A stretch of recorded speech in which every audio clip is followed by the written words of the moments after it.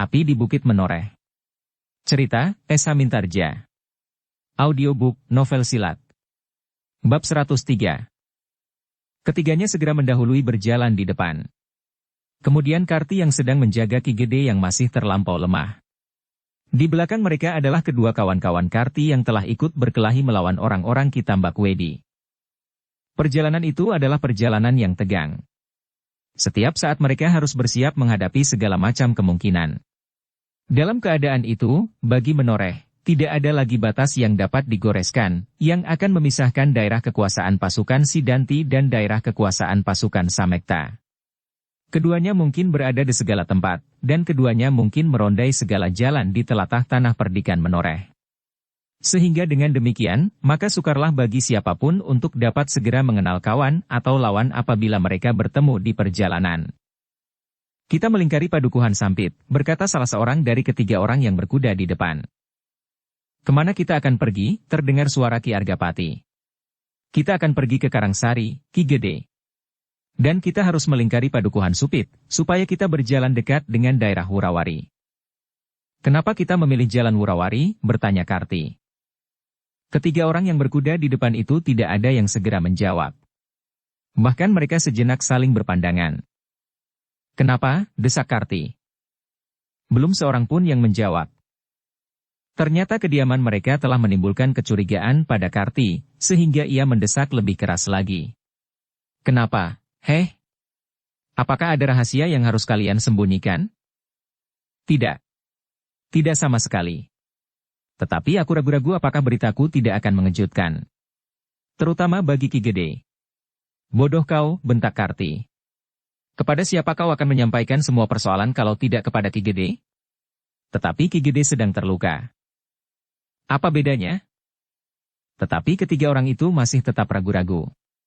Meskipun mereka tidak berpaling, namun tampak bahwa mereka menjadi gelisah. Katakanlah, desis Ki Gede Menoreh kemudian. Apapun yang akan kau katakan, aku akan mendengarkannya. Aku tidak boleh terpengaruh oleh keadaan apapun. Adalah kewajibanku untuk mendengar semua persoalan. Yang baik, dan yang menyulitkan sekalipun. Salah seorang dari ketiga pengawal itu menarik nafas dalam-dalam. Sejenak dipandanginya wajah kedua kawannya berganti-ganti. Tetapi yang dilihatnya wajah-wajah itu masih tetap memancarkan kebimbangan hati. Katakanlah, desak Ki Gede dalam nada datar. Baiklah, Ki Gede. Tetapi perkenankan aku menyampaikan penyesalan yang sedalam-dalamnya dari Kakang Samekta, Urahasta, dan para pengawal seluruhnya. Iya. Di semakin terdesak. Pandan Wangi belum tampak di antara para prajurit yang mengundurkan diri. Betapapun juga terasa sesuatu menghentak di dada Ki Gede Menoreh. Ia tidak akan terkejut dan apalagi bingung seandainya ia mendengar berita bahwa rumahnya telah menjadi karang abang, karena dibakar oleh Sidanti. Ia tidak akan tersentak sehingga nafasnya serasa terhenti, kalau ia mendengar bahwa seluruh padukuhan induk telah diduduki oleh Ki Tambakwedi. Tetapi berita yang didengarnya ini adalah, bahwa Pandan Wangi belum ada di antara para pengawal yang mengundurkan diri. Di manakah anak itu agaknya? Terdengar suara Ki Argapati dalam nada yang dalam. Karena itulah maka aku mencarinya kemari, sahut Karti. Oh, kau keliru, potong salah seorang dari ketiga orang berkuda itu. Pandan Wangi ternyata telah menemui Kakang Samekta, bahkan ikut bertempur di medan sebelah barat. Kemudian Kakang Samekta meninggalkannya karena ia harus pergi ke medan yang baru. Ketika pasukan itu mundur, Pandan Wangi tidak ada di antara mereka. Kecemasan yang dalam telah tergores di dinding hati Ki Argapati. Pandan Wangi adalah satu-satunya keturunan yang diharapkannya dapat menyambung namanya kelak, setelah ternyata Sidanti tidak dapat diharapkannya lagi. Tetapi ternyata bahwa gadis itu hilang di peperangan. Kenapa gadis itu dapat terlepas sehingga ia sendiri terjun di dalam peperangan? Terdengar suara Ki Argapati datar. Meskipun Ki Argapati seolah-olah hanya bergumam kepada diri sendiri, namun kata-kata itu telah membuat Karti tertunduk sambil berdesah. Aku minta maaf Ki Gede. Bagaimana kami di rumah mencoba menahannya. Tetapi tiba-tiba saja ia telah lenyap. Ki Argapati mengangguk-anggukan kepalanya. Katanya lemah. Ya.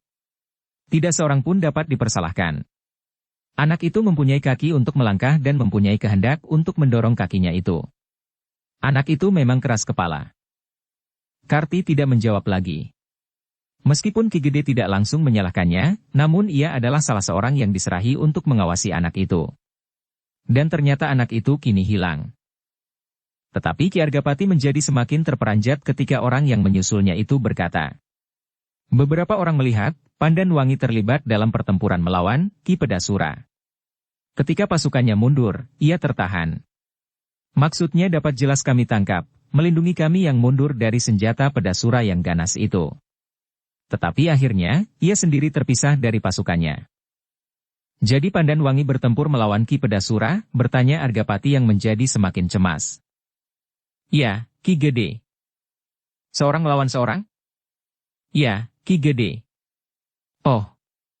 Ki Argapati menarik nafas dalam-dalam. Tanpa sesadarnya terdengar kata-kata dari sela-sela bibirnya. Hanya kekuasaan Tuhan saja yang akan dapat melepaskannya. Pedasura belum akan dapat dilawannya. Meskipun ia mempunyai bekal yang cukup namun pengalaman setan itu jauh lebih banyak dan luas. Ia tidak mempunyai batas bagi perbuatannya. Apapun dapat dilakukannya untuk mencapai tujuannya. Para pengawal yang mendengar kata-kata itu pun menjadi semakin cemas pula. Tidak seorang pun yang dapat membayangkan apa yang telah terjadi dengan Pandan Wangi. Dan tiba-tiba saja mereka terperanjat ketika Ki Gede berkata, kita pergi ke bekas pertempuran itu. Aku ingin melihat sendiri, apakah yang sudah terjadi. Dada Karti menjadi berdebar-debar. Betapapun ia merasa bersalah, namun diberanikan dirinya berkata. Ki Gede, bukankah tempat itu masih terlampau berbahaya?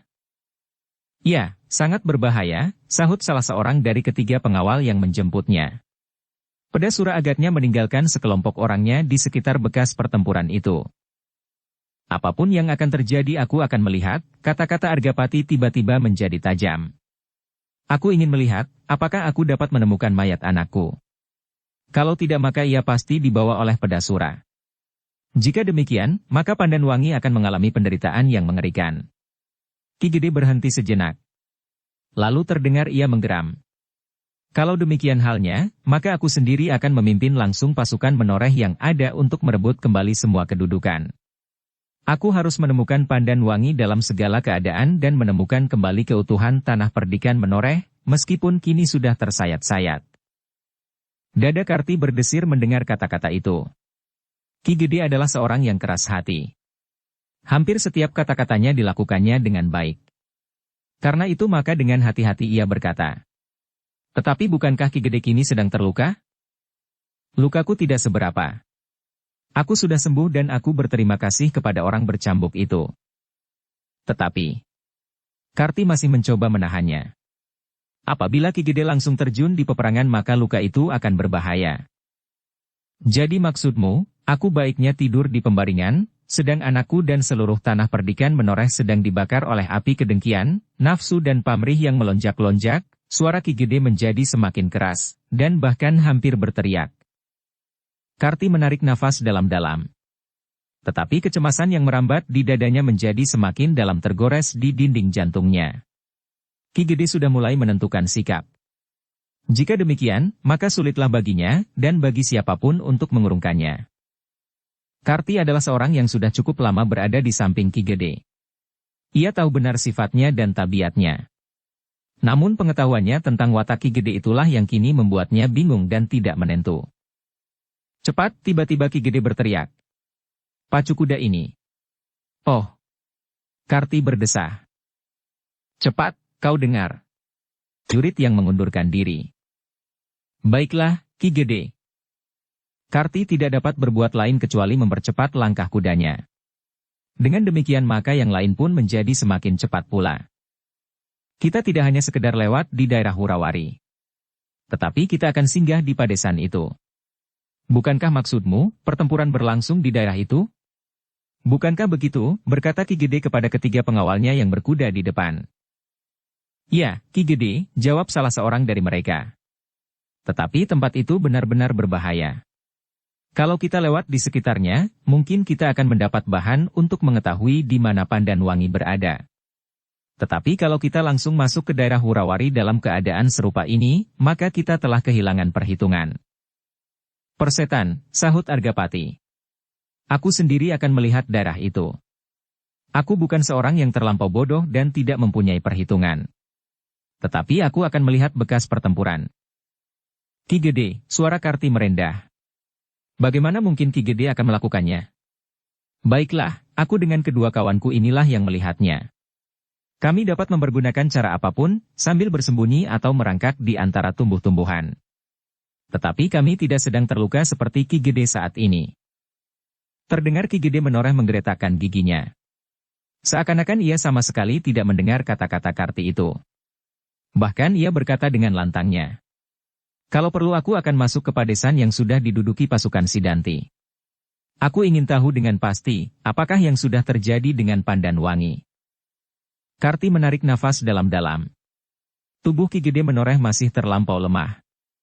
Hanya kadang-kadang saja ia menghentakkan dirinya, namun kemudian ia tersandar kembali ke dada Karti yang duduk di belakangnya.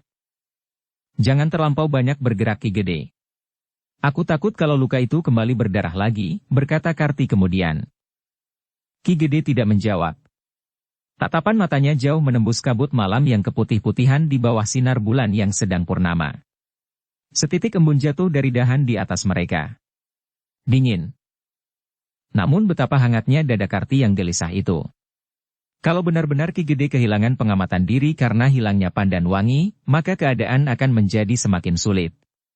Kalau terjadi sesuatu atas Ki Gede, maka pasukan menoreh akan kehilangan induknya, seperti sapu lidi kehilangan suhnya. Maut bertebaran terserak-serak di halaman. Ketika mereka telah melampaui bulak di sebelah padukuhan Supit yang kecil, hati Karti menjadi semakin berdebar-debar. Sebentar lagi mereka akan sampai ke Pategalan, berseberangan dengan padukuhan kecil tempat pasukan Samekta menunggu gerombolan Ki Pedasura. Tiba-tiba ketiga pengawal yang berkuda di depan merapat dan saling berbisik. Kita bawa Ki Gede ke Pategalan. Bekas pertempuran di Pategalan itu sajalah yang kita tunjukkan kepadanya supaya ia tidak mendekat ke padesan di sebelah.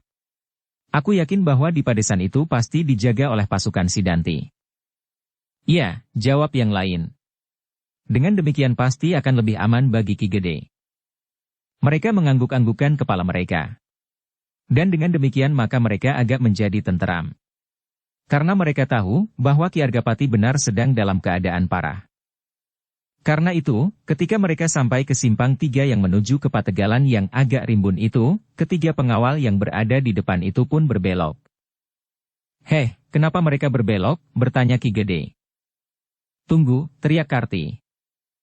Ketiga pengawal itu pun segera menarik kekang kuda mereka. Salah seorang dari mereka berpaling sambil meletakkan jari telunjuknya di depan mulut.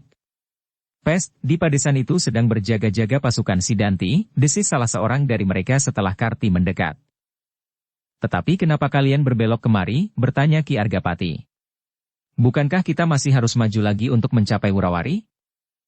Pertempuran itu terjadi di Pategalan itu Ki Gede, jawab salah seorang dari mereka.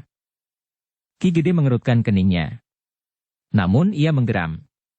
Aku ingin melihat. Mereka pun kemudian meneruskan perjalanan itu. Ketika mereka sampai di ujung Pategalan, maka mereka pun segera berhenti. Satu-satu mereka turun dari kuda mereka dengan penuh kewaspadaan. Tangan-tangan mereka telah melekat di hulu pedang masing-masing. Dengan hati-hati Karti menolong Ki Gede turun dari kudanya dan memapahnya berjalan perlahan-lahan memasuki Pategalan yang sunyi itu. Sementara itu, seorang dari mereka berdiri di luar Pategalan untuk mengawasi kuda-kuda mereka. Demikian mereka memasuki Pategalan itu, maka segera Ki Gede menggeram. Ketiga pengawal itu tidak menipunya. Ki Gede masih sempat melihat bekas pertempuran. Bahkan masih dilihatnya beberapa sosok mayat yang terbaring di tanah. Mayat-mayat itu akan tinggal di tempatnya sampai besok. Kalau orang-orang Sidanti di padukuhan sebelah sempat, maka mayat-mayat itu baru akan dikuburkan. Hem. Ki Gede berdesah. Perang yang kisruh. Ya, Ki Gede, perang berubuh. Ki Gede tidak menyahut. Perlahan-lahan sambil berpegangan leher Karti ia melangkah maju semakin dalam. Dilihatnya bekas peperangan itu dengan tegangnya. Hampir setiap mayat yang dijumpainya ditatapnya dengan tajamnya dan bahkan kadang-kadang diamatinya dengan seksama.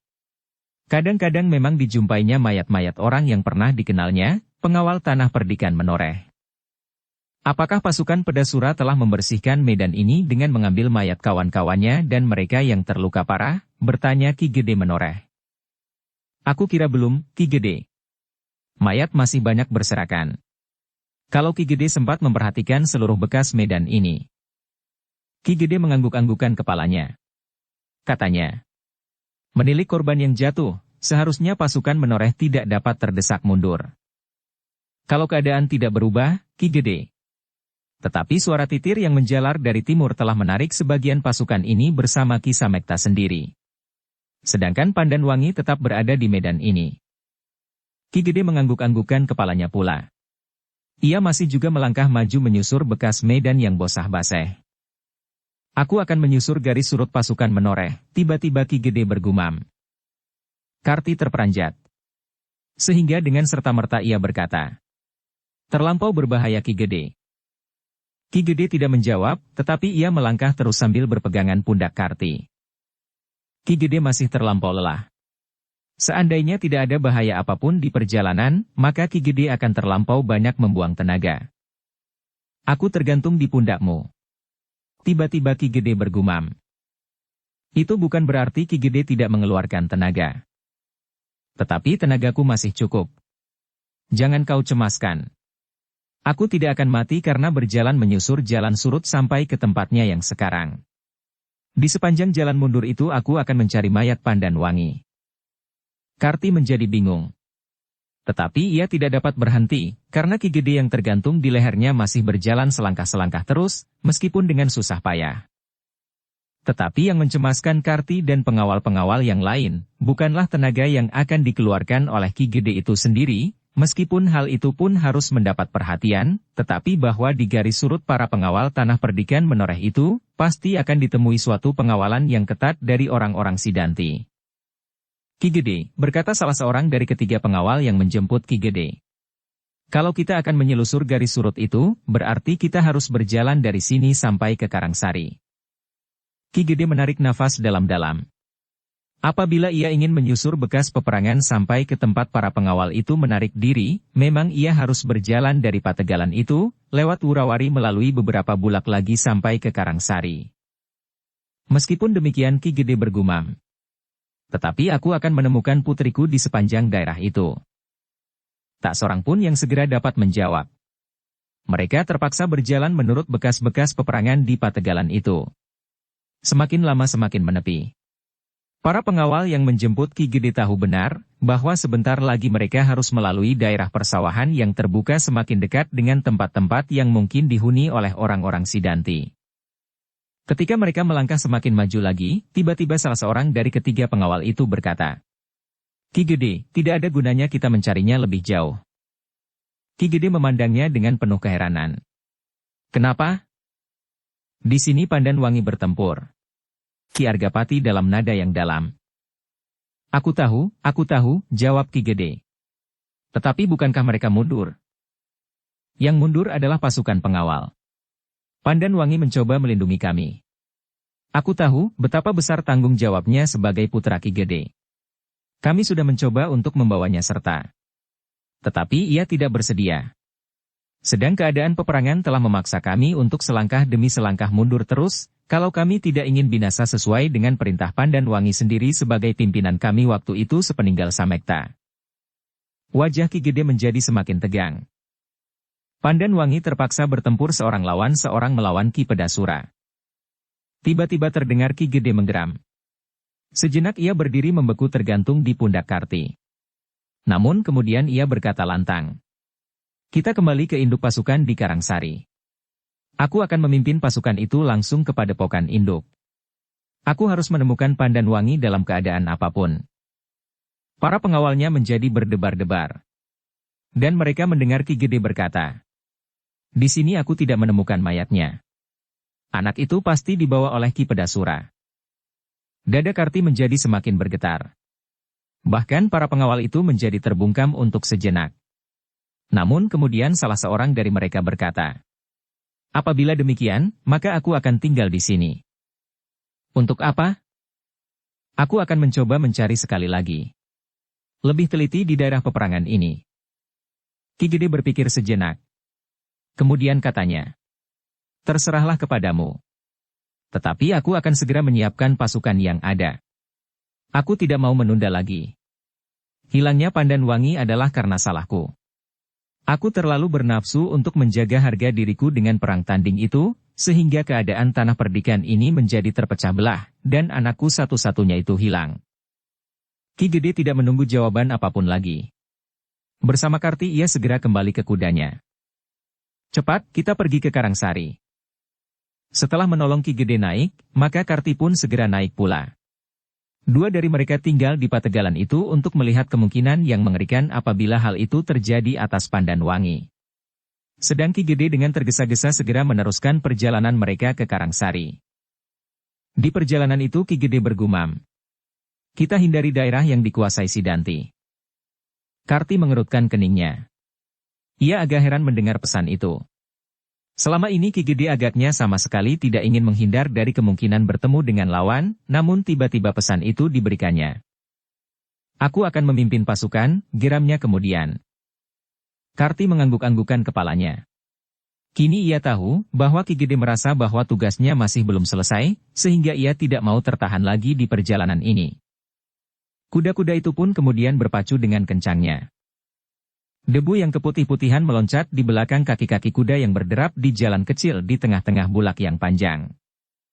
Sementara itu bulan di langit sudah menjadi terlampau rendah. Di ujung timur telah menyala cahaya fajar yang kemerah-merahan. Semakin lama menjadi semakin cerah. Di kejauhan terdengar suara kokok ayam yang seakan-akan menjalar dari satu kandang ke kandang yang lain. Sahut-menyahut tanpa menghiraukan apa saja yang telah terjadi di atas tanah perdikan menoreh yang sedang kemelut dibakar oleh api pertentangan di antara mereka yang selama ini bersama-sama memelihara. Apalagi setelah ada orang-orang yang tidak dikenal mencoba memanfaatkan keadaan untuk kepentingan mereka sendiri. Kuda-kuda yang berlari di tengah-tengah bulak itu semakin lama menjadi semakin dekat dengan sebuah padesan yang agak besar, yang menjadi tempat pasukan menoreh menarik diri, Karangsari. "Apakah perempuan dan anak-anak ada di Karangsari itu pula?" bertanya Ki Gede tiba-tiba. "Tidak, Ki Gede," jawab salah seorang pengawal. "Mereka berada di Patemon." Ki Gede mengangguk-anggukan kepalanya. Sekali lagi terdengar ia menggeram, sementara langit menjadi semakin cerah. Namun agaknya Ki Gede tidak ingin melihat matahari terbit dalam perjalanannya. Sehingga dengan memandangi langit yang semburat merah kekuning-kuningan ia berkata, "Karti, kita harus sampai ke Karangsari sebelum fajar." "Kita akan berusaha, Ki Gede," sahut Karti sambil mempercepat kuda mereka pula. "Aku harus segera mempersiapkan pasukan menoreh," geram Ki Gede. Karti tidak menyahut. Tetapi ia sudah tidak terlampau gelisah lagi. Mereka sudah tidak akan melampaui tempat-tempat yang dapat dianggap berbahaya, yang mungkin menjadi tempat-tempat bersembunyi bagi para peronda dari pihak Sidanti. Karangsari itu pun kemudian telah berada di hadapan mereka. Sebuah padesan yang tidak begitu besar, dikitari oleh rumpun bambu ori yang lebat, seolah-olah sengaja ditanam sebagai benteng yang kuat untuk melindungi desa Karangsari dari bahaya. Di antara rumpun bambu ori yang penuh dengan duri-duri yang tajam itu, terdapat sebuah lorong yang sempit menyusup di bawah sebuah regol yang kuat. Itu adalah salah satu dari 4 jalan untuk memasuki desa Karangsari di 4 penjuru. Ki Gede serasa tidak sabar lagi menunggu langkah kaki kudanya. Ingin ia meloncat langsung memasuki desa yang berpagar rapat itu. Tetapi ia tidak dapat berbuat lain daripada membiarkan dirinya tetap duduk di atas punggung kuda bersama dengan Karti. Ketika mereka menjadi semakin dekat, maka segera mereka melihat beberapa pengawal bersenjata berdiri di depan regol desa. Sikap mereka menunjukkan kesiapsiagaan mereka. Senjata-senjata telanjang tergenggam di tangan mereka dengan eratnya. Beberapa orang di antara mereka menyongsong maju dengan tombak merunduk setinggi dada. Beberapa puluh langkah dari regol itu Karti memperlambat langkah kudanya. Para pengawal yang lain kini berada di belakangnya. Dengan dada berdebar-debar Karti mengangkat tangan kanannya ke atas tanpa senjata. Dan sebelum ia menghentikan kudanya terdengar salah seorang pengawal berteriak, "Ki Gede!" Yang lain pun segera meloncat keluar dari regol padesan itu. Berdesak-desakan. Dan mereka melihat bahwa sebenarnya lah yang berada di atas punggung kuda bersama dengan Karti itu adalah Ki Gede menoreh. Maka mereka pun segera menyibak, memberi jalan supaya kuda Ki Gede Menoreh dapat melangkah maju. Ketika sorot matahari yang pertama jatuh di atas desa Karangsari, maka Ki Gede pun telah berada di regol desa itu. Di antara para pengawalnya ia merasa dirinya menjadi lebih baik. Dengan dada yang gemetar ia berkata, "Kita harus menebus kekalahan ini." Sejenak pengawal-pengawalnya terdiam memandangi wajah Ki Gede yang pucat. Namun kemudian seperti hentakan yang melonjak dari dalam dada masing-masing, mereka berteriak menyambut. "Ya, kita harus menebus kekalahan ini." Samekta dan Nurahasta yang mendengar suara ribut itu segera berlari-lari keluar dari rumah di ujung desa itu, yang mereka pakai sebagai tempat untuk melakukan pimpinan atas para pengawal tanah perdikan Menoreh. Mereka terperanjat ketika mereka melihat Ki Argapati yang pucat duduk di atas punggung kuda dibantu oleh Karti. "Apakah Ki Gede terluka?" bertanya Samekta dengan serta-merta. Ki Gede mengangguk perlahan-lahan. Dipandanginya wajah Samekta dan Nurahasta berganti-ganti. Seolah-olah ia ingin melihat apa saja yang telah mereka lakukan selama ini. Sorot mata Ki Gede terasa terlampau tajam menusuk dada kedua pemimpin pengawal tanah perdikan Menoreh itu. Perlahan-lahan kepala mereka pun kemudian tertunduk. Seolah-olah Ki Gede sedang mengamati ketidakmampuan mereka mempertahankan tanah perdikan ini dari kehancuran. Ki Gede melihat kegelisahan di wajah kedua orang itu, sehingga dengan nada yang dalam ia berkata, "Aku tidak dapat menyalahkan kalian dan menyalahkan siapapun. Aku tahu bahwa kalian telah berbuat sebanyak-banyaknya yang dapat kalian lakukan. Aku yakin bahwa semua orang telah berjuang untuk mempertahankan tanah ini, selain aku sendiri yang asyik memanjakan perasaan tanpa nalar yang bening. Sekarang tanah ini terluka parah dan aku sendiri pun terluka pula." Semua orang menundukkan kepala mereka. Tidak seorang pun yang berani menatap wajah Ki Argapati yang sayu dan pucat. Namun tiba-tiba mereka dikejutkan oleh suara Ki Gede. "Tetapi aku ingin memperbaiki kesalahan itu. Sekarang aku akan memimpin sendiri pasukan Menoreh, merebut kembali daerah yang terpaksa kalian lepaskan itu." Samekta hampir-hampir tidak percaya kepada pendengarannya. Dengan pandangan yang aneh ditatapnya wajah Ki Gede Menoreh. Tetapi mulutnya tidak segera dapat mengucapkan sesuatu. "Jangan menjadi gelisah. Aku sendiri yang akan memimpin pasukan Menoreh sekarang juga." Tetapi, suara Samekta terbata-bata. "Tetapi bukankah Ki Gede sedang terluka?"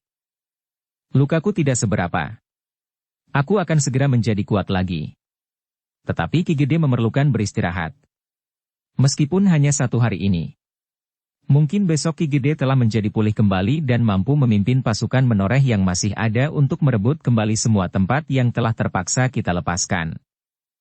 Aku tidak dapat menunggu sampai besok. Aku harus berangkat hari ini." Dada setiap orang yang mendengar kata-kata Ki Gede itu bergetar. Terjadilah pergolakan di setiap dada.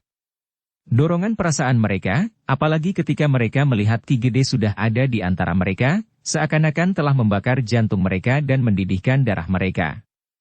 Hampir saja para pengawal itu berteriak, "Sekarang! Sekarang!" Tetapi apabila mereka lihat Ki Gede yang lemah dan pucat, betapapun ia masih tetap dijalari oleh tekad yang menyala-nyala, mereka tidak akan dapat membenarkan sikap yang tergesa-gesa itu. Sikap itulah yang menjadi teka-teki bagi mereka. Ki Gede Menoreh tidak pernah kehilangan pengamatan, seperti kali ini. Karena itu, maka baik para pengawal tanah perdikan Menoreh, maupun para pemimpinnya, tidak segera dapat menyahut. Mereka seakan-akan terpukau dalam kediaman mereka. Membeku sambil memandangi wajah Ki Gede yang pucat.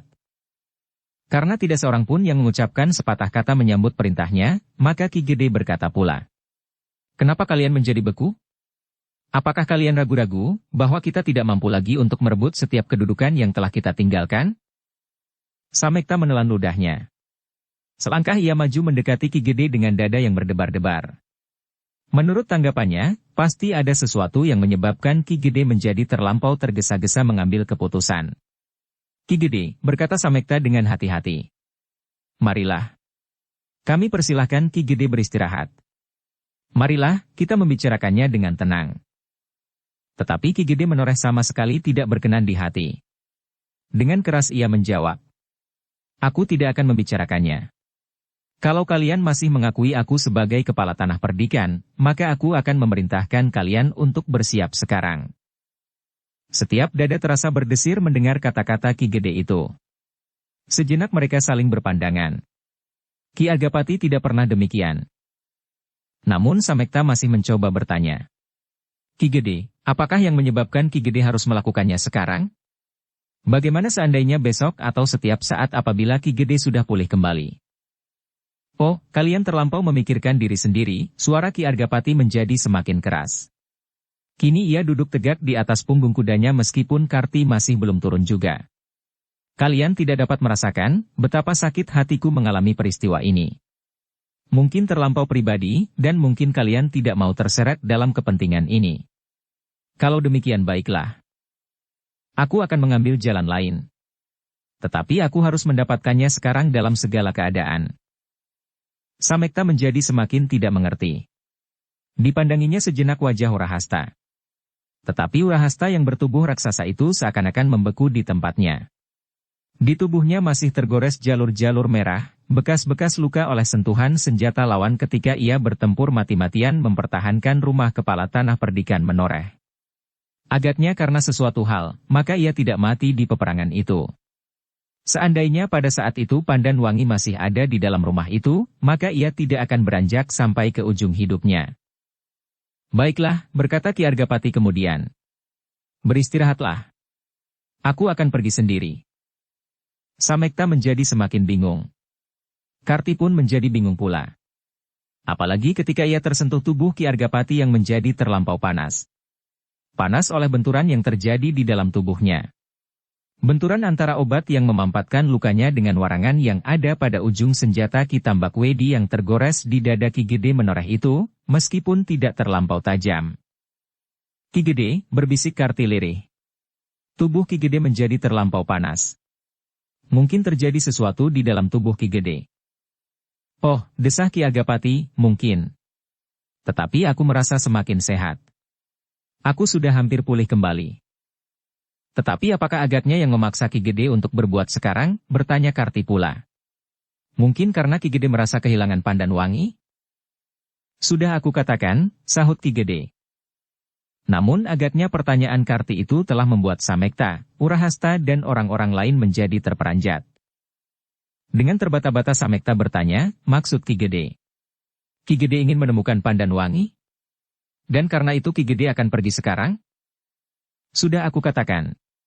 Itulah sebabnya maka aku sebut persoalan ini kalian anggap terlampau pribadi. Aku terlampau mementingkan diriku sendiri, sekedar mencari anakku yang hilang itu. Oh. Samekta maju lagi selangkah. Tidak Ki Gede. Tidak. Pandan Wangi sama sekali tidak hilang. Hei. Ki Argapati terbelalak mendengar kata-kata itu. Samekta mengangguk lemah. Ketika sekali lagi ia memandang wajah Ki Gede, maka wajah itu sudah menjadi semakin pucat. Dan bahkan kini tubuh Ki Gede itu mulai menggigil. Agaknya benturan di dalam darahnya menjadi semakin dahsyat. Bahkan Karti mulai bercuriga, apakah obat dari orang yang membawa cambuk dan mengaku bernama Gupala itu bukan justru racun yang memperkuat warangan senjata Ki Tambak Wedi yang tergores di dada Argapati. Tetapi Karti tidak bertanya tentang hal itu. Ki Gede, berkata Samekta kemudian. Pandan Wangi sudah kembali dengan selamat. Siapa yang mengatakannya? Bertanya Argapati. Ia ada di sini. Mana orangnya? Ia sedang tidur. Ia terlampau lelah karena ia bertempur melawan Ki Pedasura. Argapati termenung sejenak. Kata-kata Samekta itu seolah-olah sebuah mimpi saja yang mengganggunya. Perlahan-lahan dirabanya tengkuknya. Terasa lehernya menjadi terlampau panas. Tiba-tiba saja ia merasakan tubuhnya menjadi terlampau lungkrah. Tulang-tulangnya seakan-akan terlepas dari tubuhnya. Kini baru ia mengerti betapa tubuhnya dalam keadaan yang parah. Namun dengan demikian, ia bertanya di dalam dirinya sendiri. Apakah benar aku mendengar bahwa Pandan Wangi ada di sini?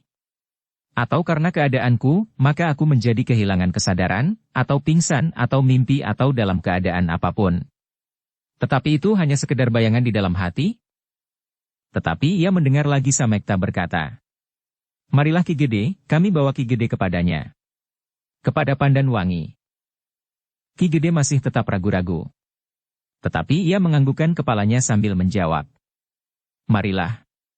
Tetapi kalau kalian menipuku, maka aku dapat berbuat apa saja di luar sadarku. Adalah di luar nalar, kalau Pandanwangi mampu melepaskan dirinya dari Pedasura. Samekta tertegun sejenak. Namun kemudian segera ia berputar dan melangkah ke rumah yang diperuntukkan bagi Pandanwangi. Beberapa orang yang mengerumuni Ki Gede segera menyibak ketika kuda Ki Gede melangkah pula maju mengikuti Samekta. Sementara itu Karti masih juga duduk di belakang Ki Gede. Di belakang kuda itu para pengawal yang sedang tidak bertugas di regol desa segera mengikutinya berbondong-bondong. Samekta yang melangkah di depan kuda Ki Gede berjalan semakin cepat. Seperti seorang senapati yang maju di depan pasukannya di peperangan. Itulah rumah yang dipergunakannya, Ki Gede, berkata Samekta sambil menunjuk sebuah rumah yang sedang di pinggir jalan di dalam lingkungan pagar batang-batang pring ori. Ki Gede menjadi semakin berdebar-debar. Sejenak maka luka dan keadaan dirinya sendiri terlupakan lagi. Yang dipandanginya adalah pintu rumah yang kini telah berada di depannya. Perlahan-lahan mereka memasuki regol halaman yang tidak terlampau luas. Urahasta segera menahan para pengawal yang tidak berkepentingan agar mereka tidak turut masuk memenuhi halaman rumah itu. Suara ribut-ribut di luar ternyata telah mengejutkan Pandanwangi yang sedang beristirahat di bilik dalam rumah itu. Dengan hati yang berdebar-debar ia melangkah keluar. Kedua pedangnya tetap siap di lambungnya. Apakah yang diributkan oleh orang-orang di luar itu, Bibi? Bertanya Pandanwangi kepada seorang perempuan tua pemilik rumah itu. Entahlah, Ger. Aku belum menjenguk juga. Pandanwangi mengangguk-anggukan kepalanya. Katanya, aku akan melihatnya sebentar. Perempuan tua yang lagi duduk di belakang alat tenunnya itu menengadahkan wajahnya. Sambil memiringkan kepalanya ia berkata, ya, aku memang mendengar orang ribut di halaman. Tetapi perempuan itu tidak beranjak dari tempatnya. Sejenak kemudian ia telah mulai melemparkan jarum tenunnya lagi. Pandanwangi menarik nafas. Agaknya perempuan tua itu tidak tertarik lagi kepada apapun juga selain jarum tenunnya yang besar itu. Apakah paman tidak ada di rumah? Bertanya Pandanwangi pula. Tidak, Ger. Pamanmu sedang keluar, jawabnya. Tetapi perempuan itu sama sekali tidak berpaling. Sekali lagi Pandanwangi menarik nafas. Dan Pandanwangi itu terperanjat ketika ia mendengar desah langkah seseorang masuk. Sebelum ia melihat orangnya, Pandanwangi telah mendengar suara orang itu memanggilnya. Angger Pandanwangi. Apakah kau sudah bangun? Paman Samekta, desis Pandanwangi. Samekta kini telah berdiri di depan pintu. Katanya selanjutnya. Aku telah mendengar suaramu. Tentu kau sudah tidak tidur lagi. Aku hanya dapat tidur sekejap, Paman. Selebihnya aku hanya sekedar berbaring saja.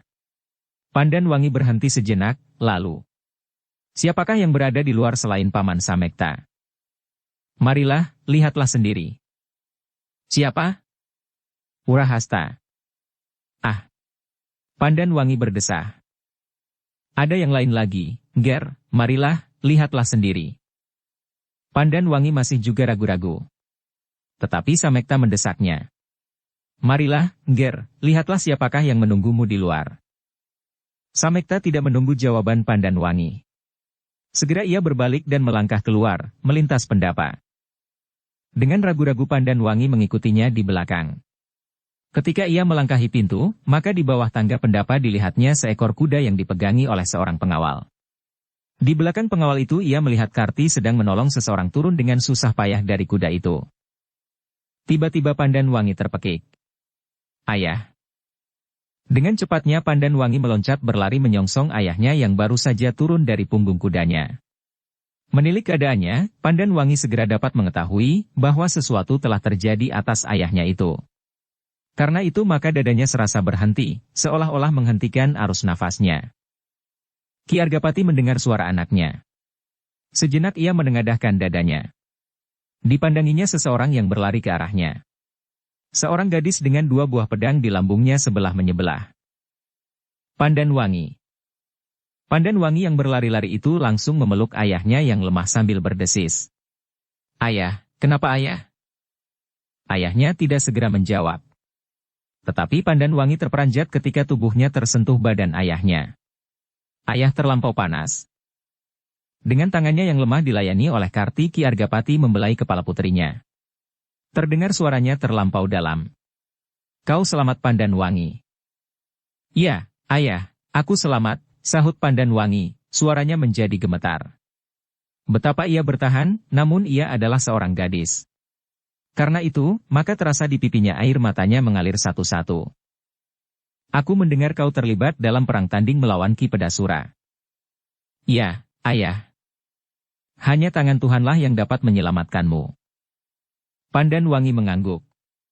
Ya ayah. Ki Argapati terdiam sejenak. Tangannya masih membelai rambut putrinya yang kini menangis terisak-isak. Ki Gede, berkata Karti yang melayaninya.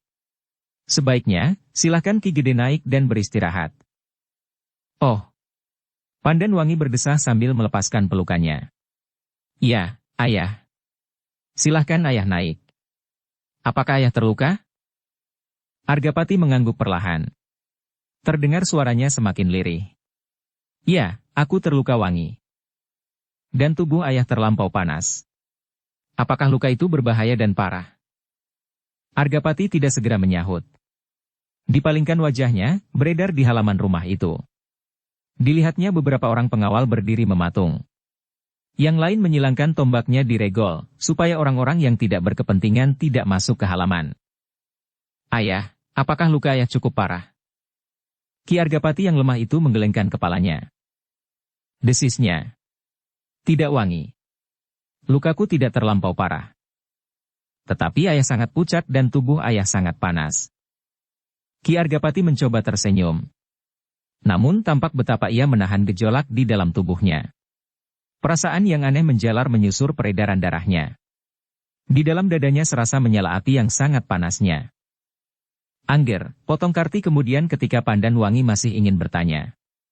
Biarlah Ki Gede Menoreh naik ke rumah dan beristirahat. Oh, marilah. Marilah ayah. Karti dan Pandanwangi kemudian membamu Ki Gede menaiki tangga pendapa. Perlahan-lahan mereka melintas dan masuk ke ruang dalam. Bibi, berkata Pandanwangi kepada perempuan tua yang lagi menenun di sudut ruang. Ayahku minta izin untuk tinggal di rumah ini pula bersamaku, Bibi. Ayah sedang terluka. Perempuan tua itu berpaling sejenak. Dipandanginya Argapati yang menjadi semakin lemah. Acuh tidak acuh ia menjawab. Silahkan. Bawalah masuk ke bilik sebelah. Pandanwangi menarik nafas dalam-dalam. Perempuan itu segera melanjutkan kerjanya tanpa memperhatikan lagi orang-orang yang berada di dalam rumahnya. Perempuan tua itu tidak berpaling ketika Pandanwangi menyahut. Terima kasih, Bibi. Namun tiba-tiba perempuan itu terbelalak. Dengan terbata-bata ia bertanya. Siapa? Siapa yang kau katakan akan tinggal di rumah ini bersamamu? Ayah, Bibi. Ayahku. Maksudmu, Ki Gede Menoreh? Ya, Bibi. Oh, dengan tergesa-gesa perempuan tua itu melepaskan dirinya dari alat tenunnya.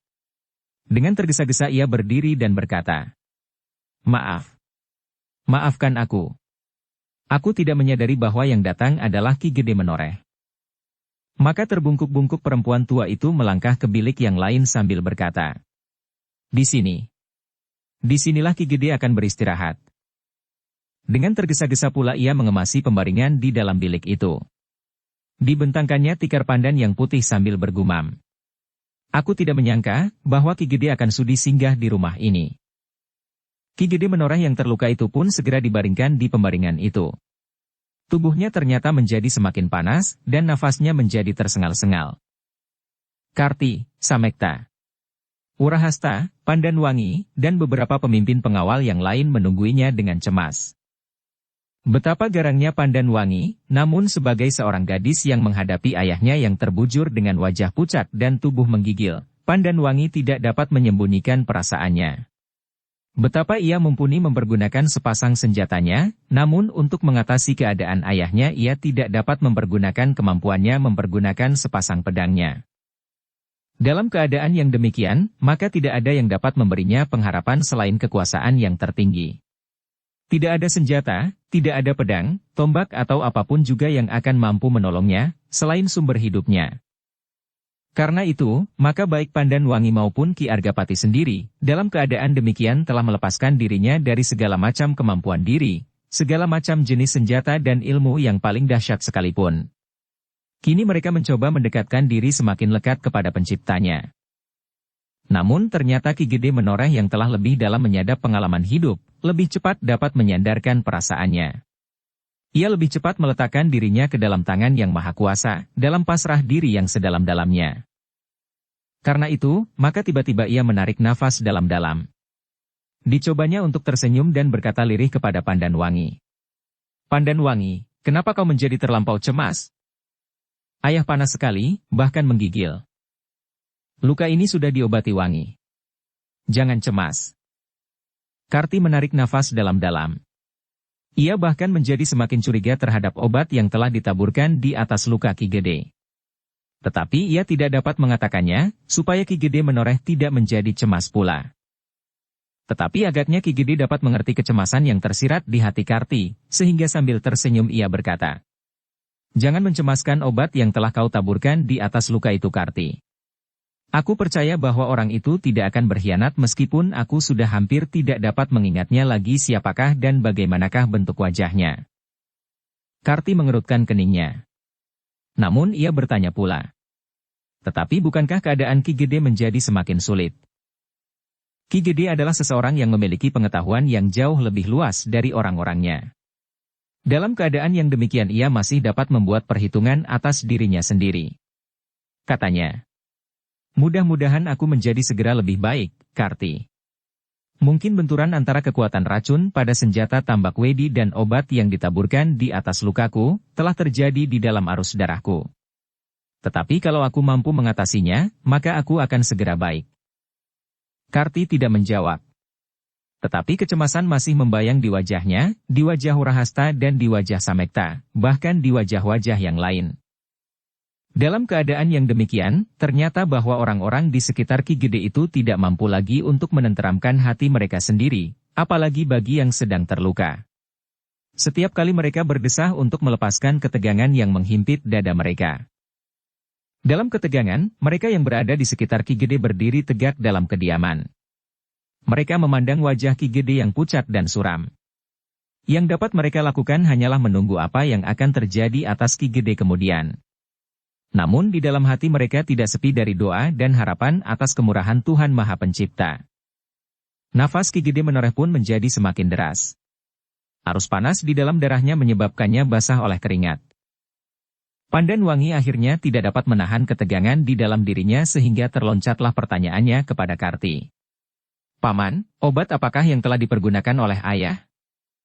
"Seseorang telah memberi obat itu di bawah pucang kembar, Ger." "Siapakah orang itu?" Karti mengangkat bahunya sambil berdesah. "Aku baru melihatnya sekali itu. Namanya Gupala." "Oh." Pandan Wangi terperanjat. "Jadi ayah mempergunakan obat dari seseorang yang belum jelas bagi paman dan bagi ayah sendiri?" Karti menjadi ragu-ragu. Dipandanginya wajah Ki Gede yang pucat. Namun sebelum Karti menjawab, terdengar suara Ki Gede lirih. "Aku tidak berprasangka jelek kepada anak yang gemuk itu, Karti. Aku harap bahwa aku akan menjadi semakin baik setelah benturan yang terjadi antara kekuatan racun dan obat itu mereda." Karti tidak menjawab, dan Pandan Wangi pun tidak bertanya lagi. Mereka kini berdiri seperti patung menyaksikan Ki Gede yang terbaring diam sambil memejamkan matanya. Dicobanya untuk memusatkan segenap sisa-sisa tenaganya dalam perjuangannya mengatasi keadaan yang gawat pada dirinya. Tetapi Ki Gede meletakkan dirinya pada lambaran yang mapan. Pasrah setulus hati kepada kekuasaan yang tertinggi. Ruangan itu kini menjadi sepi. Perempuan tua pemilik rumah itu sudah tidak menenun lagi. Meskipun ia berdiri di luar pintu, namun ia dapat ikut merasakan betapa ketegangan mencengkam ruang di dalam. Hanya nafas-nafas yang tertahan sajalah yang terdengar. Hampir tidak ada mata yang sempat berkedip. Semuanya menatap wajah Ki Gede yang pucat pasi. Kadang-kadang mereka memandangi nafasnya yang berkejaran dan dadanya yang menggelombang. Tangannya yang gemetar bersilang di atas dadanya, sedang kedua kakinya terbujur lurus di bawah selimut kain panjang. Sekali-kali mereka melihat Ki Gede menarik nafas dalam-dalam. Sekali-kali Pandan Wangi mengusap keringat yang mengembun di kening ayahnya, perlahan-lahan sekali. Tetapi Pandan Wangi tidak berani bertanya sesuatu. Dadanya berdesir ketika ia melihat tombak pendek ayahnya terbaring di sisi tubuh Ki Argapati itu. Belum dimasukkan ke dalam selongsongnya, meskipun sudah berurangka. Tiba-tiba dendamnya kepada Ki Tambak Wedi melonjak sampai ke ujung ubun-ubun. Kalau terjadi sesuatu atas ayahnya, maka segala kesalahan adalah tanggung jawab iblis tua itu.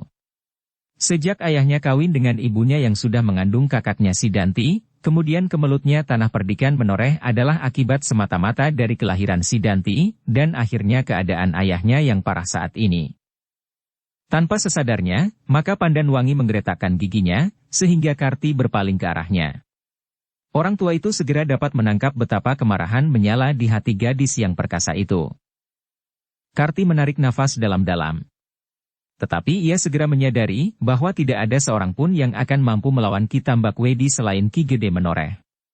Apalagi di lingkungan mereka terdapat orang-orang yang bernama Ki Pedasura, Sidanti, Argajaya, dan orang-orang yang tidak mereka kenal sebelumnya. Dalam ketegangan keadaan itu, Karti mencoba menilai keadaan secermat-cermatnya. Pasukan Samekta telah terpukul mundur, bahkan bersama-sama dengan para pengawal pilihan yang dipimpin oleh Wurahasta. Tetapi apakah yang dapat dilakukan Samekta dan Wurahasta menghadapi Sidanti dan Argajaya?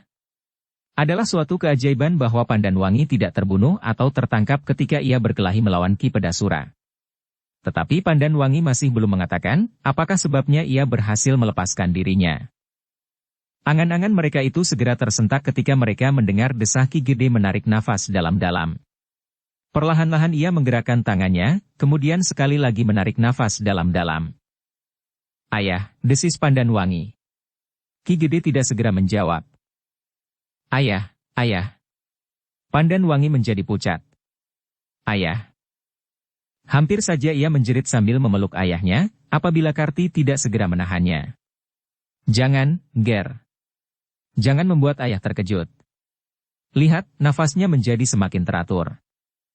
Tetapi, perlahan-lahan, Pandan Wangi menjadi semakin bingung ketika Karti tidak juga melepaskannya.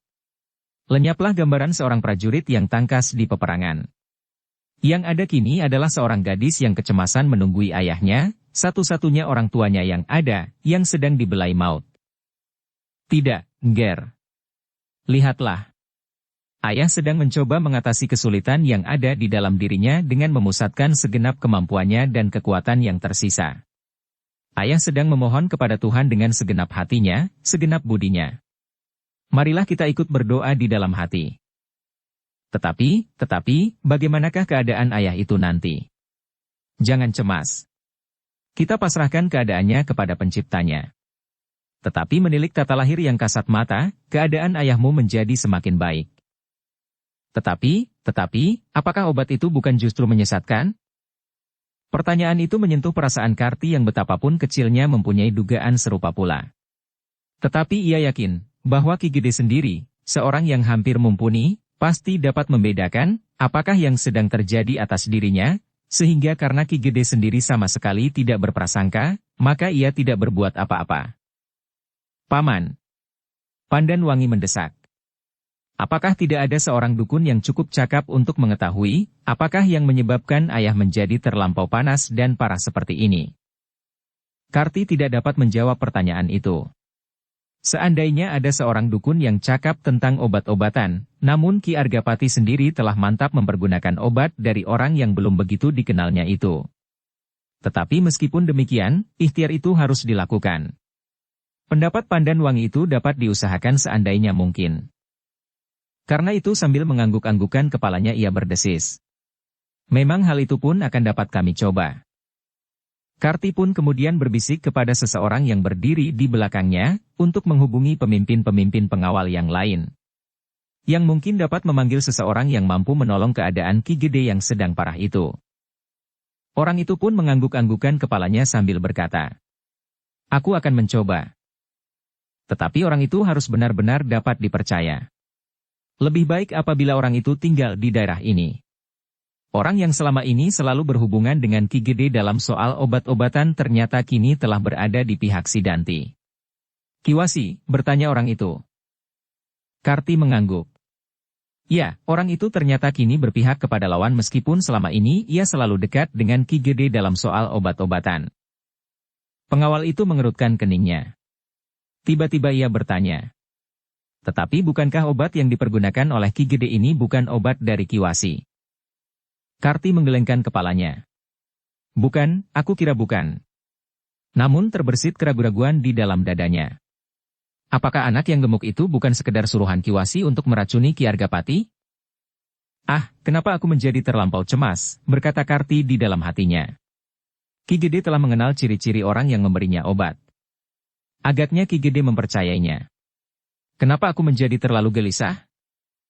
Karti mengangguk ketika pengawal itu berkata. Baiklah, aku pergi sekarang. Mudah-mudahan di padesan ini aku dapat menemukannya. Yang benar-benar baik dan dapat dipercaya. Pergilah. Asal bukan Kiwasi dan Kimoni. Kedua-duanya tidak lagi dapat dipercaya. Pengawal itu segera pergi meninggalkan ruangan itu, untuk mencoba memenuhi permintaan Karti dan Pandanwangi. Pandanwangi, Urahasta, Karti, dan beberapa orang yang lain masih saja mengerumuni Ki Argapati dengan dada yang dicengkam oleh ketegangan. Ki Argapati masih terbaring diam sambil memejamkan matanya, dengan tangan bersilang di dadanya. Bagaimana keadaan ayah, Paman? Pandanwangi berbisik dalam kecemasan yang mencengkam. Kita hanya dapat menunggu, Nger. Tetapi setidak-tidaknya keadaannya tidak menjadi semakin parah. Bahkan, lihatlah, pernafasannya sudah jauh lebih baik dan teratur. Ayah telah mengerahkan tenaganya untuk mengatur jalan pernafasannya. Tetapi apakah ia dapat bertahan? Karti tidak menjawab. Tetapi kecemasan yang sangat membayang di matanya. Keningnya yang telah berkerut, menjadi semakin berkerut-merut. Urahasta yang berdiri tegak di samping Karti, sama sekali tidak bergerak. Ia pun tidak kalah cemasnya dari Karti dan Samekta. Tetapi seperti juga Samekta, ia berusaha untuk menekan kecemasannya di dalam hatinya. Apalagi mereka tidak melihat langsung seperti Karti, seseorang yang kurang mereka kenal memberikan obat kepada Ki Gede, dan obat itu telah ditaburkan di atas lukanya. Di halaman rumah itu, pengawal yang mendapat tugas dari Karti untuk mencari seorang dukun, segera melakukan tugasnya. Dengan tergesa-gesa ia berlalu dari halaman rumah itu, menghubungi seorang penduduk untuk menanyakan apakah di padukuhan itu ada seorang dukun yang baik untuk mengobati luka-luka baru, luka-luka karena senjata dan racun. Tetapi pengawal itu kecewa ketika ia melihat orang itu menggelengkan kepala. Sayang, di desa ini tidak ada seorang pun yang pantas untuk mengobati luka. Apakah Ki Gede terluka parah? Ya, Ki Gede terluka. Apakah luka itu berbahaya bagi jiwanya? Aku akan mencoba. Pengawal itu terdiam. Ia tidak dapat menjawab pertanyaan itu. Namun kediamannya telah memberikan kesan kepada orang yang bertanya kepadanya, bahwa memang keadaan Ki Gede cukup berbahaya. Berita tentang keadaan Ki Gede itu pun segera tersiar. Orang-orang yang berdiri di luar halaman, di gardu-gardu dan hampir di segala tempat, telah mempercakapkan keadaan Ki Gede menoreh. Mereka menjadi sangat berprihatin. Pada saat tanah perdikan ini mengalami bencana, maka pada saat yang demikian Ki Gede berada dalam keadaan luka parah, dan bahkan membahayakan jiwanya. Pada saat orang-orang di seluruh padesan itu sedang berdoa untuk keselamatan Ki Gede, seluruh pengawal yang mundur ke dalam daerah itu, dan seluruh penduduk di daerah-daerah yang masih setia kepadanya, mengharapkan kesembuhannya, maka para pengawal di jurusan timur padesan itu telah dikejutkan oleh suara panah sendaren yang meluncur dari dalam daerah lingkungan bambu berduri. Suara panah sendaren itu benar-benar telah menarik perhatian para pengawal, sehingga pemimpin pengawal yang berada di daerah itu segera memberikan perintah. 2 orang pergi bersama aku. Ketiganya segera meloncat ke atas punggung kuda berlari ke arah panah sendaren itu meluncur. Namun agaknya mereka telah terlambat. Panah itu jatuh ke dalam sebuah pategalan yang agak rimbun. Ketika kuda mereka mendekat, maka mereka melihat seekor kuda meluncur dengan cepatnya, menerobos dedaunan berlari ke jurusan induk Kademangan. Seorang penghubung atau petugas sandi dari Sidanti. Marilah kita kejar, geram salah seorang pengawal itu. Tetapi pemimpin pengawal itu menggelengkan kepalanya. Tidak akan dapat kita capai. Kuda itu tidak kalah baiknya dengan kuda-kuda kita. Kita kalah waktu dan kita pasti akan terjebak. Tetapi panah itu sangat menarik perhatian para pengawal, sehingga pemimpin pengawal itu berkata seterusnya. Kita harus melaporkan bahwa di dalam lingkungan kita pasti ada petugas Sandi Sidanti yang telah melepaskan panah Sendaren itu. Ketiga pengawal berkuda itu segera berpacu kembali. Dengan segera mereka pun berusaha menemui Samekta yang sedang menunggui Ki Gede yang sedang sakit. Ada apa? Bertanya Samekta berbisik. Pemimpin pengawal itu ragu-ragu sejenak. Beberapa langkah ia bergeser diikuti oleh Samekta yang mengerti maksud pengawal itu. Lalu katanya, seseorang telah melepaskan panah Sendaren dari ujung desa ini. Samekta mengerutkan keningnya. Berita itu merupakan berita penting baginya. Kami bertiga sudah berusaha untuk mengejar panah Sendaren itu, karena kami yakin bahwa seseorang telah menunggunya. Tetapi ternyata kami terlambat.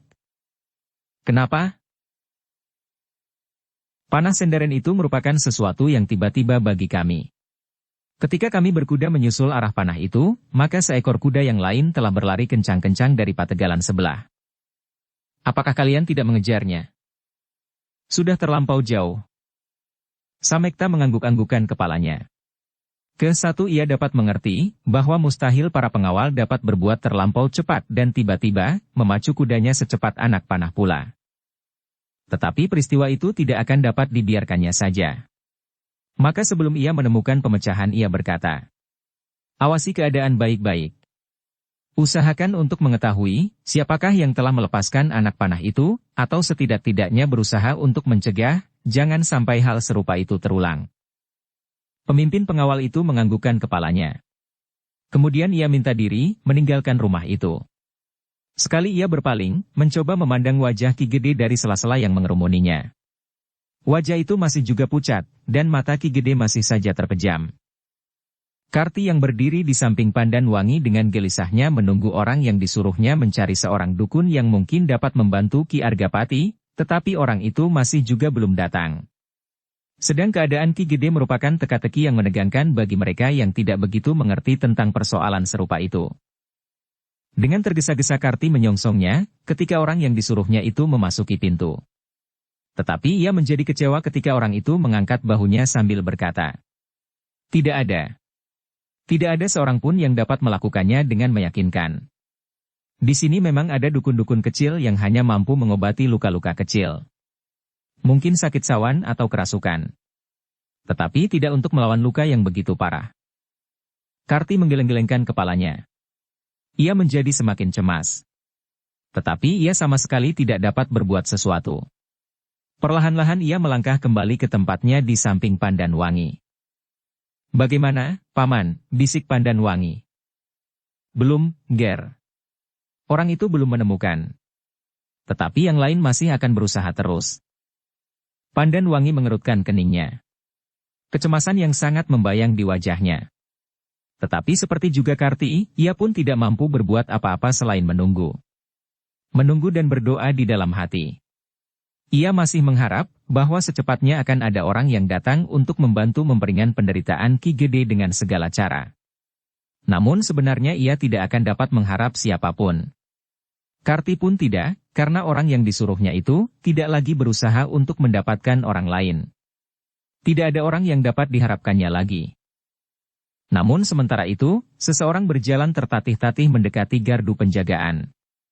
Dengan nafas terengah-engah ia berkata kepada para penjaga. Aku akan keluar, Ger. Apakah keperluanmu, Kek? Bertanya seorang pengawal. Aku akan mencari seorang dukun yang baik, yang mungkin mampu mengobati luka-luka Ki Argapati.